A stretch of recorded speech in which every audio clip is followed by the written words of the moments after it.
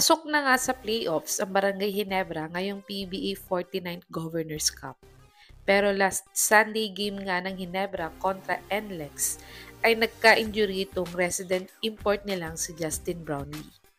Pero sinabi nga ni Coach Tim Cone na nag-cramps nga lang daw si Brownlee. Ngunit dahil isa nga sa mga contender teams ang Barangay Ginebra para sa championship ngayong Governors Cup, ay nais nga daw nilang kumuha ng backup import upang siguraduhin na in case na di kakayanin ni Kabayan Brownlee maglaro, ay may kapalit ito agad.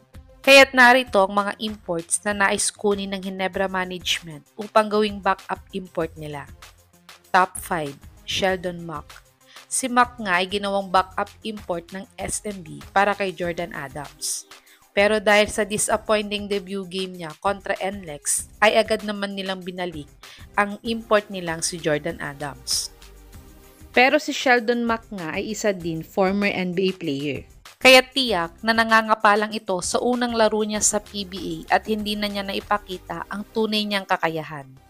Pero kung i-call up nga siya ng sister team ng SMB na Barangay Ginebra upang gawin nila siyang backup import, ay baka dito ay lumabas ang tunay niyang galing. Si Mack ay nag-average ng 16 points, 1 rebound, 1 assist, 1 steal sa 26 minutes per game niya sa PBA 49th Governors Cup. Panoorin natin ang isa sa mga best basketball highlights ni Sheldon Mack kung mas magiging fit nga ba siya sa sistema ng Barangay Ginebra.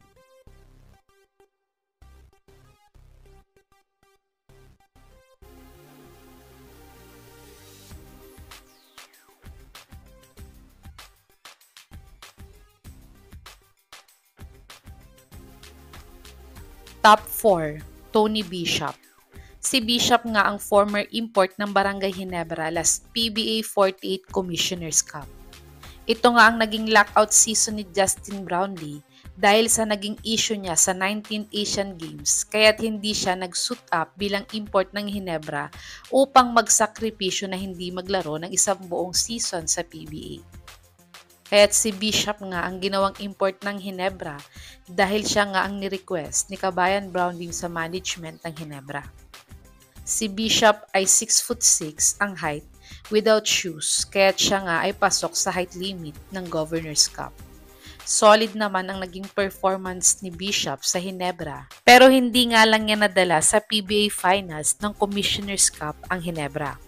Si Bishop ay nag-average ng 22.9 points, 12.3 rebounds, 3.3 assists, 2.4 steals, 1.2 blocks, 34% 3-point shooter at 78% free throw shooter sa kanyang PBA 48 Commissioners Cup. Panoorin natin ang mga kaunting best highlights ni Tony Bishop nang naglalaro pa nga siya sa Barangay Ginebra.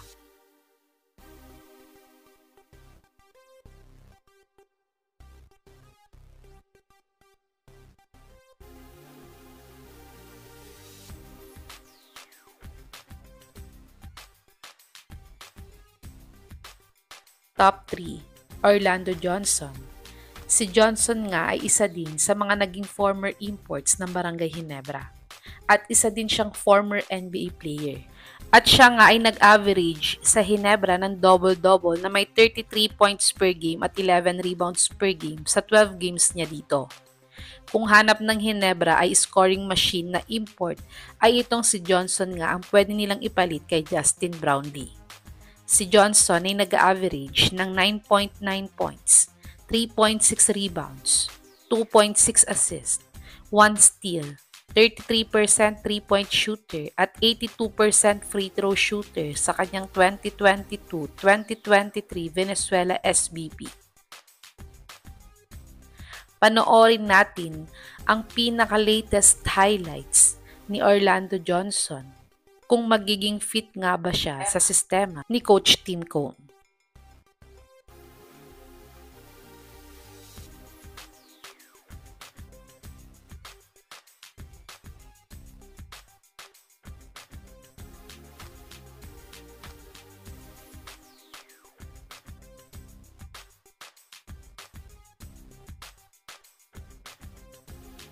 Top 2, Glenn Robinson III. Si Robinson nga ang former import ng sister team ng Ginebra na Magnolia Hotshots. Okay naman bilang import si Robinson, pero ayon nga kay Coach Chito, ay naghahanap nga daw sila ng scoring import na kaya silang ipanalo pag mga crucial game na. Kaya't pinalitan nga nila siya kay Shabazz Muhammad, pero siya din naman ay na-injury. Pero kung sa Barangay Ginebra nga siya maglalaro, ay tiyak na magiging fit nga siya dahil sa all-around game niya gaya ni Justin Brownlee. Si Robinson ay nag-average ng 24.2 points, 11 rebounds, 2.6 assists, 43% 3-point shooter at 75% free throw shooter this PBA 49th Governors Cup. Panoorin natin ang kaunting highlights ni Glenn Robinson III sa kanyang naging maikling PBA stint ngayong Governors Cup kung pwede nga ba siya sa sistema ng Ginebra.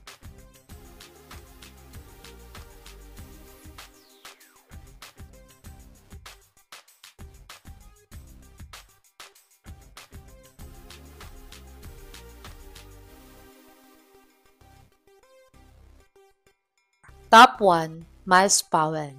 Si Powell nga isa sa mga naging super import dati ng Bay Area Dragons. At isa din siya sa mga nagpahirap sa Barangay Ginebra sa PBA Finals game nila. Pero siya nga ay nagka-injury dito kaya't hindi nga niya natapos ang PBA Finals 7-game series nila kontra sa Ginebra.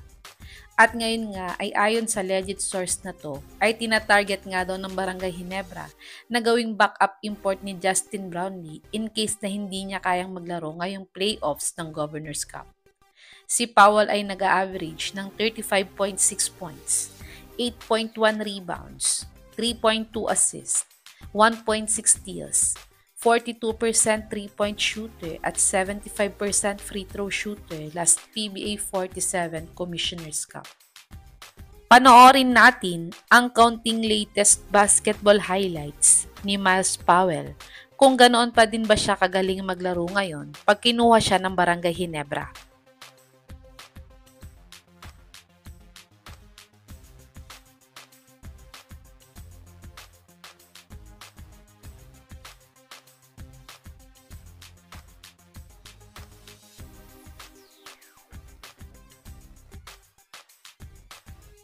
Ito ang mga best available na mga imports na maaaring gawing backup import ng Ginebra in case na hindi kayang maglaro ni Brownlee sa PBA playoffs. Sa tingin niyo mga kababos, sino sa mga ito ang magiging fit sa sistema ng Barangay Ginebra? I-comment niyo na po yan sa baba.